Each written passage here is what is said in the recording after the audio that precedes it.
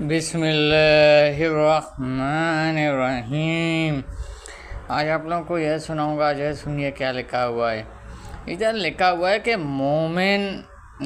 دنیا مومن کے لیے قید خانہ اور کافر کے لیے جنت ہے۔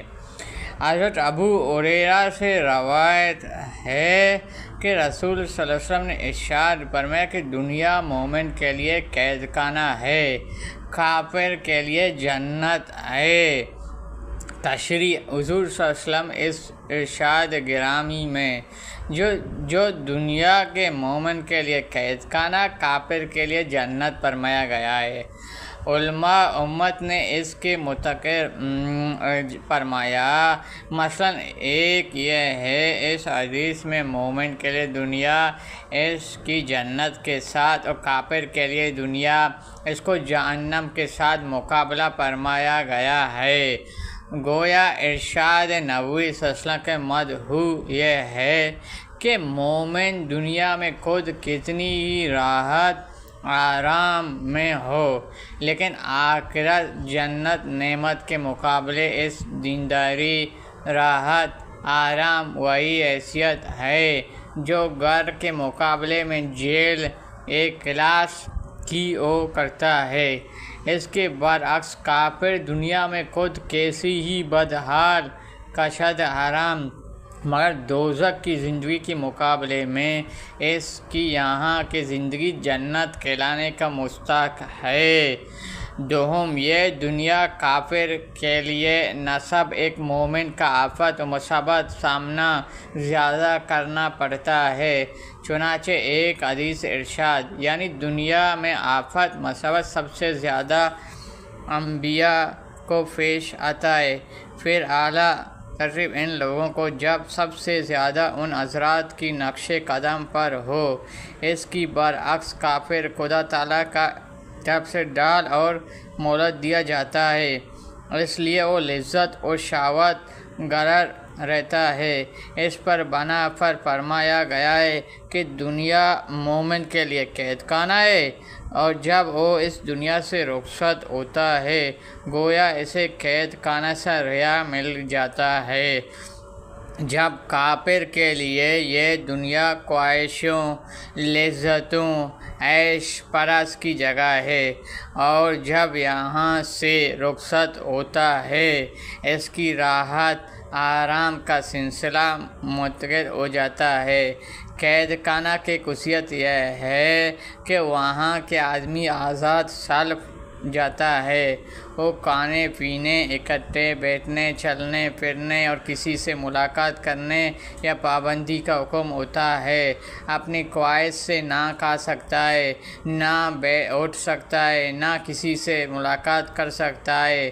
اس کی دوسرا خصوصیت یہ ہے کہ وہاں اس کے لیے راحت آرام خود کتنی ہی سامان جمع کر دیا جائے مگر وہاں اس کا دل نہیں لگتا ہے، بلکہ اپنے گھر بار اہل وعیال جانے کے لیے اس کی روح ہمیشہ بے چین اور رہتا ہے۔ ٹھیک تو یہی ہے، ایک مسلمان دنیا کی قید خانہ میں ہونے کو چاہیے، وہ یہاں آزاد زندگی نہ گزارے بلکہ احکام الہی کا پابند ہو، اور پھر اسے یہاں دل بستہ نہیں ہونا چاہیے بلکہ اپنے وطن اصل کی طرح واپس کے لیے ہمت وقت بے چین رہتا ہے۔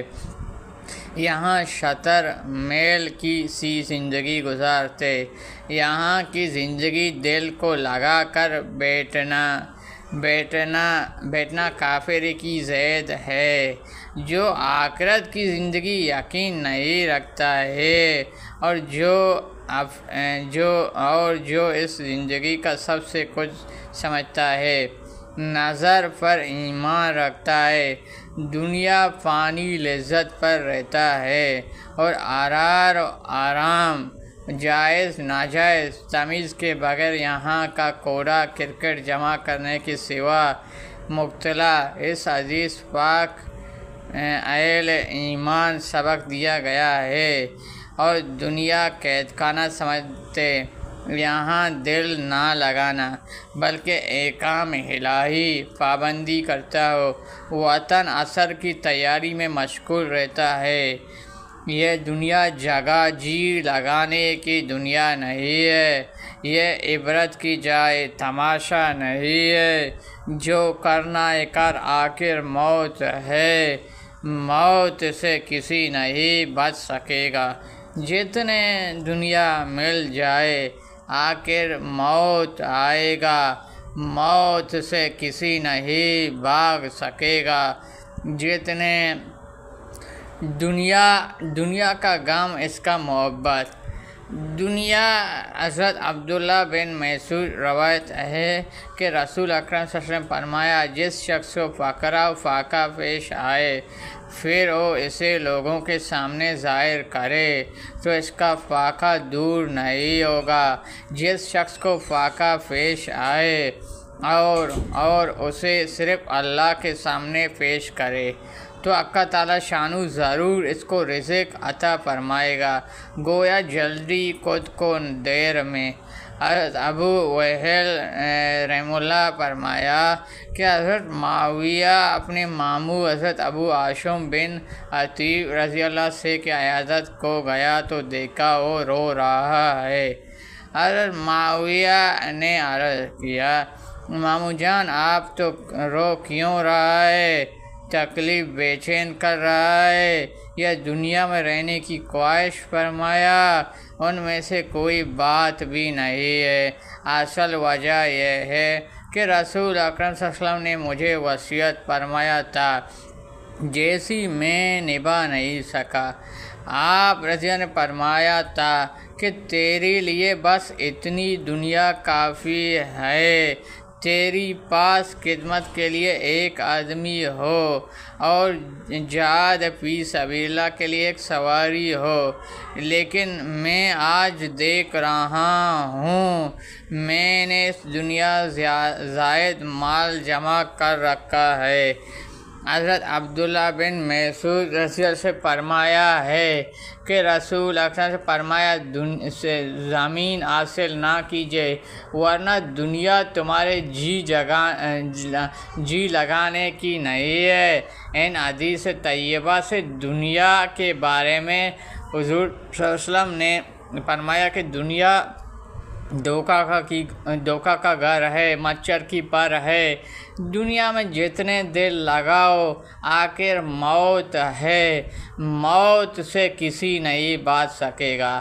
جگہ جی لگانے کی دنیا نہیں ہے، یہ عبرت کی جائے تماشا نہیں ہے۔ جتنے کر آخر موت ہے، موت سے کسی نہیں بھاگ سکے۔ یہ آپ لوگ کو اچھا لگا میرا چینل کو سبسکرائب کرے، لائک کرے، شیئر کرے، بیل آئیکن کی بٹن دبائے۔ ابھی مجھے اجازت دیجیے، اللہ حافظ۔